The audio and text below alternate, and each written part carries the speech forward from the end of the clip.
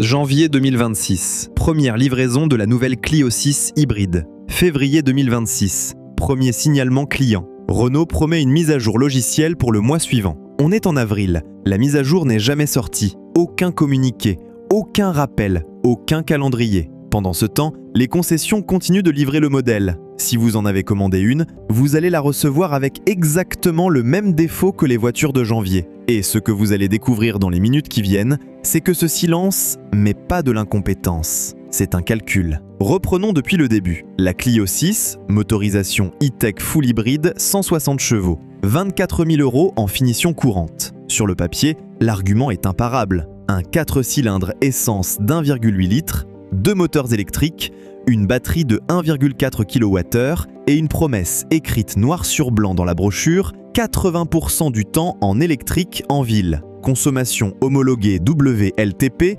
entre 3,9 et 4,3 litres au 100. Le futur de l'hybride accessible, dixit le service marketing. Et puis, les premières voitures arrivent dans les mains des clients. Janvier, février. Et là, à la pompe, les chiffres ne collent pas. Pas un peu, pas à 10%. Le double, 6,5, 7, 7,5 pour les plus malchanceux. Certains relèvent 8 litres au 100 en ville, pure. La voiture qui devait coûter 50 € de carburant par mois en consomme 100. Et le client, dans sa concession, on lui répond quoi? On lui répond que c'est l'hiver. On lui répond que c'est sa conduite. On lui répond d'attendre, bien sûr. Sauf que le bug a une signature. Et cette signature, je vais vous la donner maintenant, parce que c'est elle qui change tout. Le déclencheur n'est pas la température extérieure. Le déclencheur, c'est un geste que vous faites tous les matins en hiver, sans y penser. Vous montez dans la voiture, pare-brise embué ou pris dans le givre. Vous tournez la molette de la ventilation pour pousser l'air directement vers le pare-brise. Vous augmentez la vitesse du ventilateur. Geste réflexe, geste universel, geste que n'importe quel automobiliste français fait depuis 40 ans sans que ça ne pose le moindre problème. Sur la Clio 6, ce geste désactive le moteur électrique pour la journée. Voilà, c'est aussi simple et aussi grave que ça. Tant que la climatisation est en mode auto, le calculateur arbitre tranquillement entre essence et électrique. Vous obtenez vos 4 litres au 100, vos kilomètres en silence, la promesse tient. Mais dès que vous touchez à la molette, dès que vous sortez la clim de l'auto pour orienter vous-même le flux ou changer la vitesse de ventilation, le calculateur reçoit une consigne différente. Il interprète ça comme chauffage prioritaire et permanent. Et là, il n'a qu'une seule réponse dans son logiciel. Il démarre le moteur essence et il le laisse tourner en continu pour générer de la chaleur via le circuit de refroidissement. Peu importe que la batterie soit pleine, peu importe que vous rouliez à 30 à l'heure dans un centre-ville, le thermique reste allumé. Vous traînez 100 kg de batterie inutile. Vous traînez 2 moteurs électriques inutilisés. Vous payez 24 000 € pour conduire une thermique pure de 1,8 litre en surpoids qui consomme le double d'une Clio 5 essence d'occasion à 10 000 €. Et là, vous me direz peut-être, bon, d'accord, mais on règle la clim sur auto, on n'y touche plus, problème résolu. C'est exactement ce que le réseau Renault commence à souffler, à demi-mot, aux clients qui se plaignent. La solution officieuse à un défaut officiel, ne touchez à rien. 24 000 € pour qu'on vous explique de ne pas utiliser les commandes de votre voiture, évidemment. Mais avant d'aller plus loin sur le silence de Renault, je veux vous montrer la preuve. La preuve que ce que je viens de vous décrire n'est pas une théorie de forum. C'est une démonstration scientifique, par contraste, qui a été faite en février par une chaîne automobile française. Davy Auto, février 2026. Le testeur prend une Clio 6 e-tech 160 finition Esprit Alpine. Configuration la plus défavorable possible pour la consommation. Jantes 18 pouces, pneus hiver. Conditions extérieures,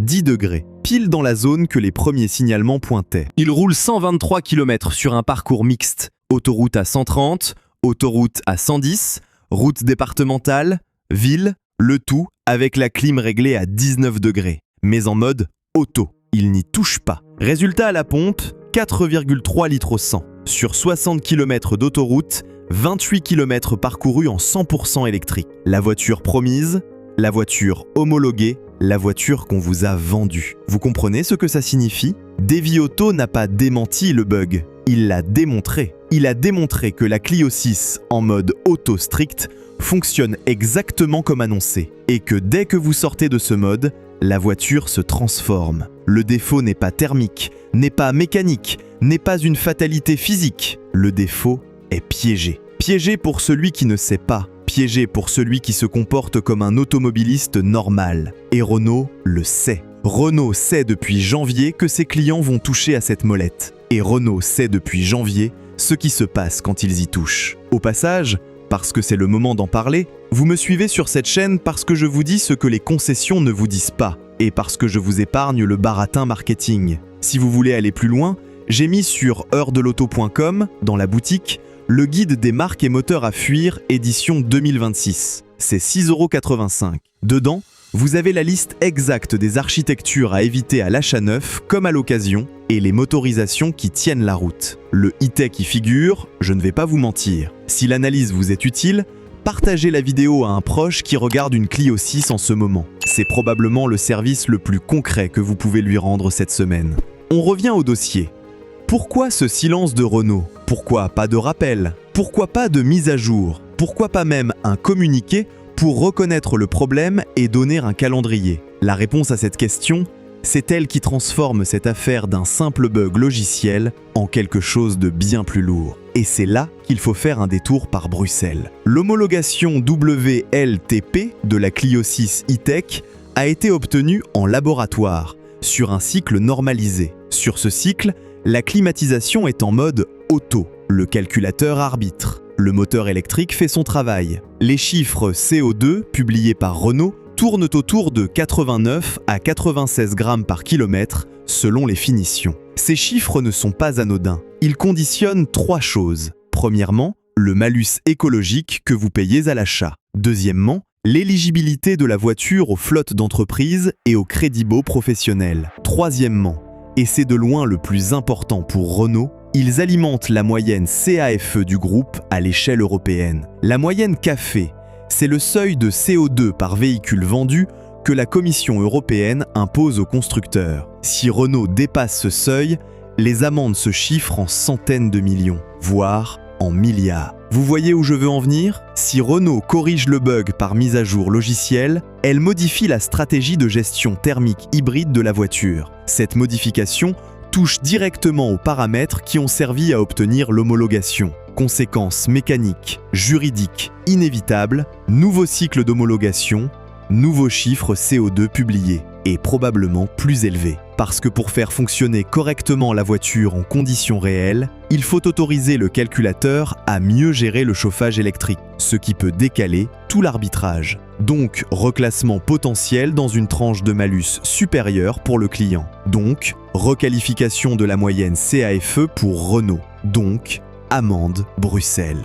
Renault est piégé, coincé entre 2 contraintes qui s'excluent. D'un côté, ses clients qui paient 2 fois le carburant promis. De l'autre, la Commission européenne qui sanctionne tout écart. Et entre les deux, la direction de Renault qui calcule en silence qui a le pouvoir de la faire le plus mal. Le client a le pouvoir de râler sur les forums, au pire d'aller en justice individuellement, ce qui prendra 3 ans et coûtera plus cher en avocat que ce qu'il récupérera. La Commission européenne, elle, a le pouvoir de bloquer une homologation, de déclencher une enquête, d'imposer des amendes qui se chiffrent en pourcentage du chiffre d'affaires européen. Le calcul est vite fait. Renault choisit de laisser couler. Les nouvelles unités sortant d'usine au printemps auraient été silencieusement modifiées en production, sans communication officielle, sans rappel des voitures déjà livrées, sans prise en charge. Et les clients qui ont reçu leur Clio 6 entre janvier et avril, eux, ce sont les bêta-testeurs payants.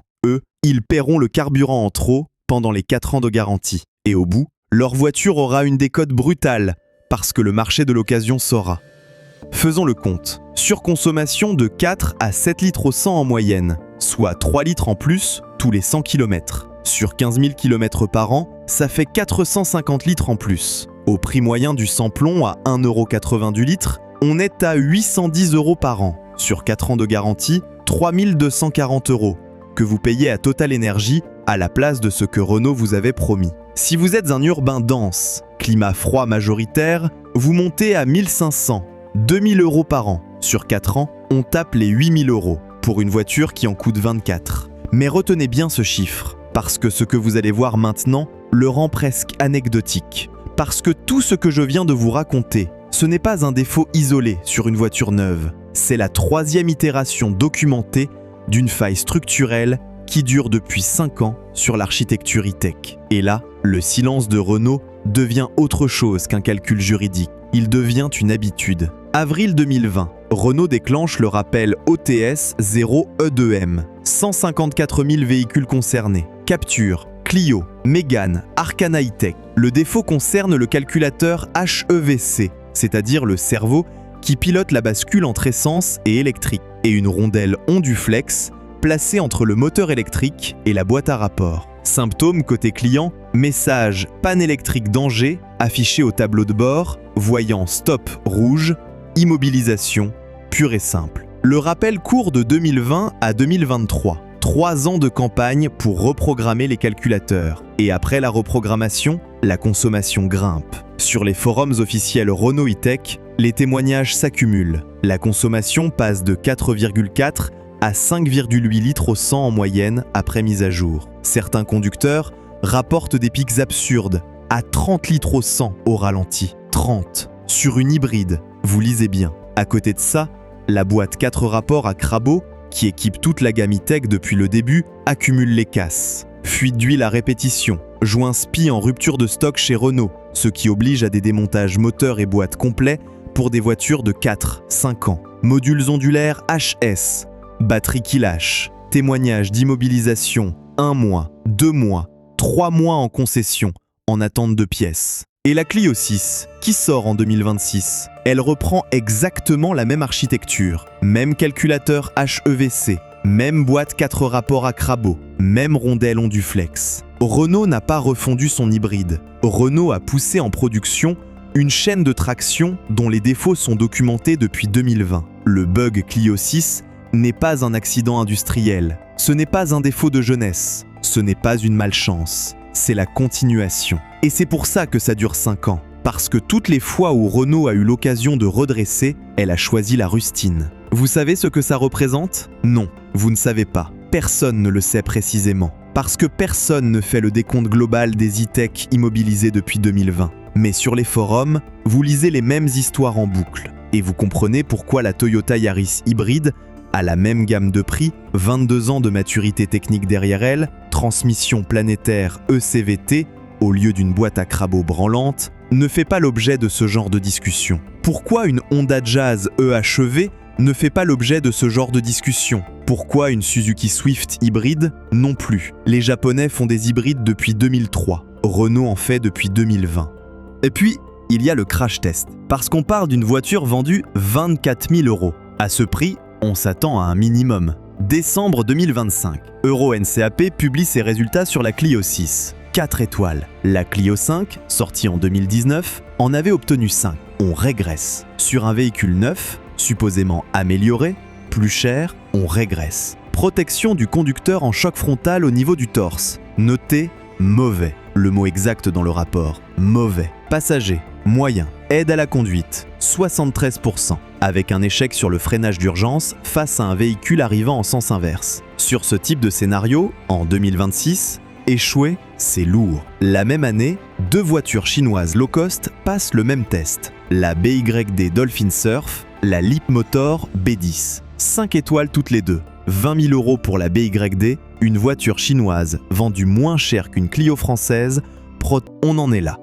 Que faire concrètement si vous lisez encore cette vidéo et que vous êtes au point d'acheter ou de retourner votre voiture? Premier point, si vous avez signé pour une Clio 6 e-tech et qu'elle n'est pas encore livrée, demandez par écrit à votre concessionnaire la date exacte de production. Les unités sortant d'usine au printemps auraient été silencieusement modifiées. Sans engagement écrit, vous n'avez aucune garantie. Demandez. Si on vous noie dans des phrases, vous saurez à quoi vous en tenir. Deuxième point, si vous avez déjà votre Clio 6 et qu'elle a été livrée entre janvier et avril, gardez la climatisation strictement en mode auto. Réglez la température cible, ne touchez plus à la vitesse de ventilation, ne touchez plus à l'orientation des flux manuels. C'est pénible, ce n'est pas ce qu'on attend d'une voiture neuve, mais ça limite la casse en attendant que Renault accouche d'une vraie correction. si elle la couche un jour. Troisième point, si vous n'avez encore rien acheté et que vous étiez en train d'hésiter sur cette gamme, vous savez maintenant. Toyota Yaris hybride,